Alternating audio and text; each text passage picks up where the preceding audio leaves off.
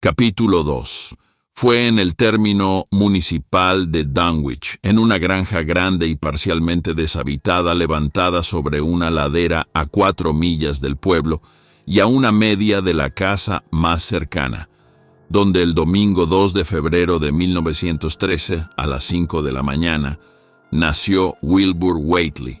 La fecha se recuerda porque era el día de la Candelaria, que los vecinos de Dunwich curiosamente observan bajo otro nombre, y además por el fragor de los ruidos que se oyeron en la montaña y por el alboroto de los perros de la comarca que no cesaron de ladrar en toda la noche.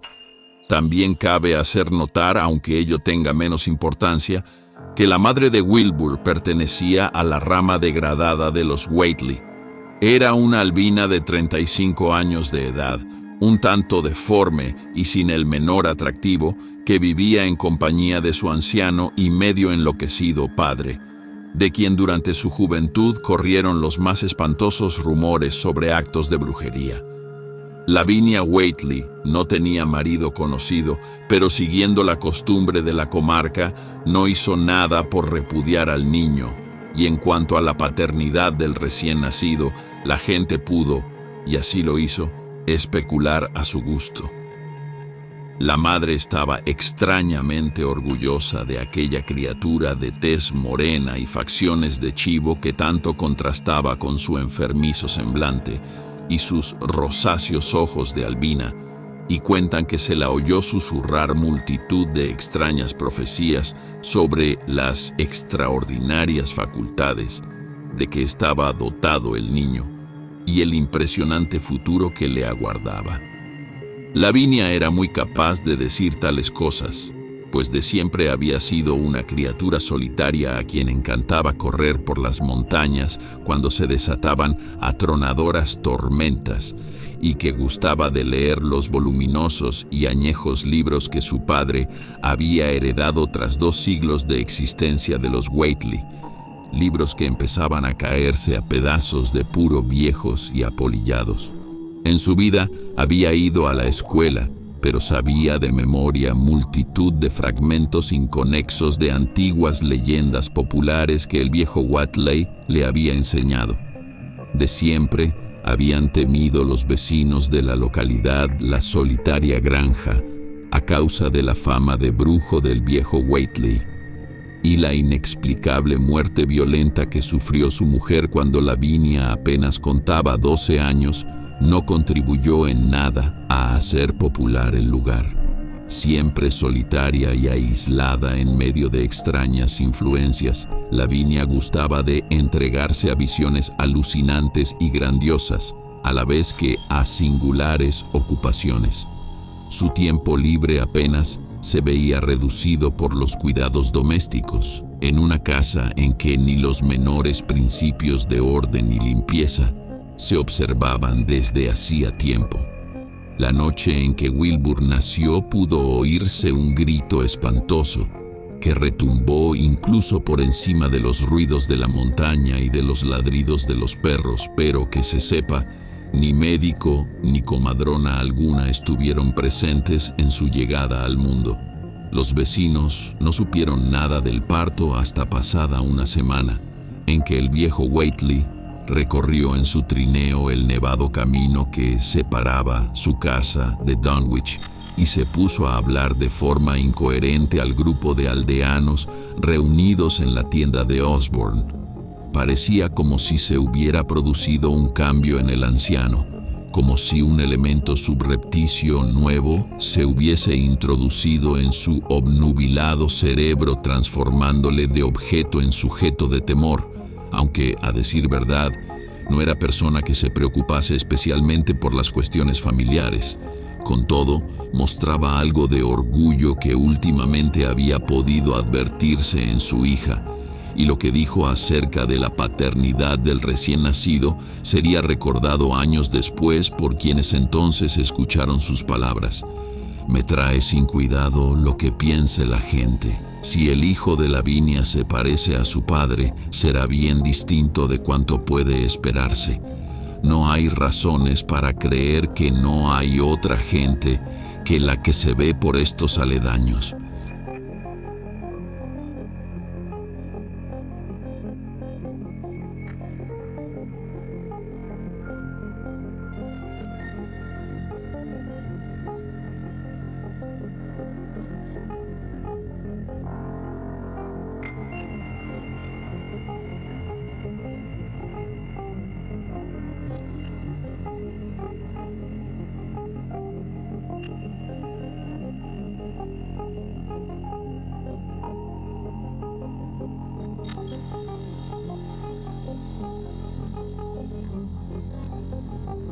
Las únicas personas que vieron a Wilbur durante el primer mes de su vida fueron el viejo Zechariah Whately, de la rama aún no degenerada de los Whately, y Mamie Bishop, la mujer con quien vivía desde hacía años Earl Sawyer.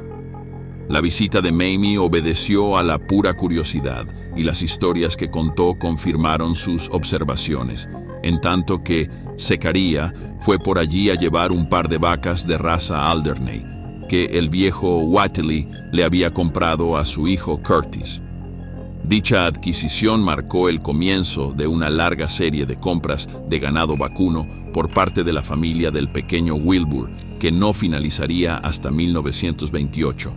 es decir, el año en que el horror se abatió sobre Danwich. Pero en ningún momento dio la impresión de que el destartalado establo de Whately estuviese lleno hasta rebosar de ganado. A ello siguió un período en que la curiosidad de ciertos vecinos de Danwich les llevó a subir a escondidas hasta los pastos y contar las cabezas de ganado que pasían precariamente en la empinada ladera justo por encima de la vieja granja, y jamás pudieron contar más de 10 o 12 anémicos y casi exangües ejemplares. Debía ser una plaga o enfermedad, originada quizá en los insalubres pastos o transmitida por algún hongo o madera contaminados del inmundo establo, lo que producía tan crecida mortalidad entre el ganado de Whately.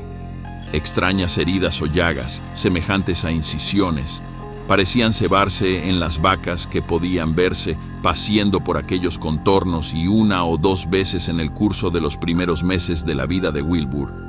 Algunas personas que fueron a visitar a los Whately creyeron ver llagas similares en la garganta del anciano canoso y sin afeitar, y en la de su desaliñada y desgreñada hija Albina.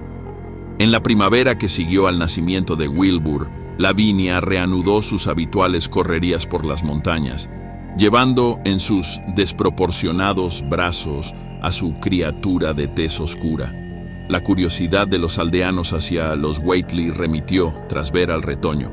y a nadie se le ocurrió hacer el menor comentario sobre el portentoso desarrollo del recién nacido, visible de un día para otro. La realidad es que Wilbur crecía a un ritmo impresionante, pues a los 3 meses había alcanzado ya una talla y fuerza muscular que raramente se observa en niños menores de 1 año. Sus movimientos y hasta sus sonidos vocales mostraban una contención y una ponderación harto singulares en una criatura de su edad, y prácticamente nadie se asombró cuando, a los 7 meses, comenzó a andar sin ayuda alguna, con pequeñas vacilaciones que al cabo de 1 mes habían desaparecido por completo. Y al poco tiempo, exactamente la víspera de Todos los Santos, pudo divisarse una gran hoguera a medianoche en la cima de Sentinel Hill, allí donde se levantaba la antigua piedra con forma de mesa en medio de un túmulo de antiguas osamentas. Por el pueblo corrieron toda clase de rumores a raíz de que Silas Bishop, de la rama no degradada de los Bishop, dijese haber visto al chico de los Whately subiendo a toda prisa la montaña delante de su madre, justo 1 hora antes de advertirse las llamas. Silas andaba buscando un ternero extraviado, pero casi olvidó la misión que le había llevado allá al divisar fugazmente, a la luz del farol que portaba, a las 2 figuras que corrían montaña arriba. Madre e hijo se deslizaban sigilosamente por entre la maleza, y Silas, que no salía de su asombro, creyó ver que iban enteramente desnudos. Al recordarlo posteriormente, no estaba del todo seguro por cuanto al niño respecta, y cree que es posible que llevase una especie de cinturón con flecos y un par de calzones o pantalones de color oscuro. Lo cierto es que a Wilbur nunca volvió a vérsele, al menos vivo y en estado consciente, sin toda su ropa encima y ceñidamente abotonado. Y cualquier desarreglo, real o supuesto, en su indumentaria parecía irritarle muchísimo.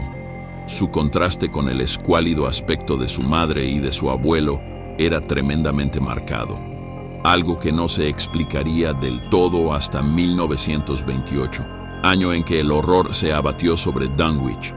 Por el mes de enero, Entre los rumores que corrían por el pueblo se hacía mención de que el rapaz negro de Lavinia, había comenzado a hablar. Cuando apenas contaba 11 meses, su lenguaje era impresionante, tanto porque se diferenciaba de los acentos normales que se oían en la región, como por la ausencia del balbuceo infantil apreciable en muchos niños de 3 y 4 años. No era una criatura parlanchina, pero cuando se ponía a hablar parecía expresar algo inaprensible y totalmente desconocido para los vecinos de Dunwich. La extrañeza no radicaba en cuanto decía ni en las sencillas expresiones a que recurría, sino que parecía guardar una vaga relación con el tono o con los órganos vocales productores de los sonidos silábicos. Sus facciones se caracterizaban asimismo por una nota de madurez, pues si bien tenía en común con su madre y abuelo la falta de mentón, la nariz firme y precozmente perfilada, junto con la expresión de los ojos, grandes, oscuros y de rasgos latinos, hacían que pareciese casi adulto y dotado de una inteligencia fuera de lo común. Pese a su aparente brillantez, era, empero, rematadamente feo. Desde luego, algo de chotuno o animal había en sus carnosos labios, en su tez amarillenta y porosa, en su áspero y desgreñado pelo y en sus orejas increíblemente alargadas. Pronto, la gente empezó a sentir aversión hacia él, de forma incluso más marcada que hacia su madre y abuelo, y todo cuanto sobre él se aventuraban a decir se hallaba salpicado de referencias al pasado de brujo del viejo Whately y a cómo retumbaron las montañas, cuando profirió a pleno pulmón el espantoso nombre de Jock Sotot, en medio de un círculo de piedras y con un gran libro abierto entre sus manos. Los perros se enfurecían ante la sola presencia del niño, hasta el punto de que continuamente se veía obligado a defenderse de sus amenazadores ladridos.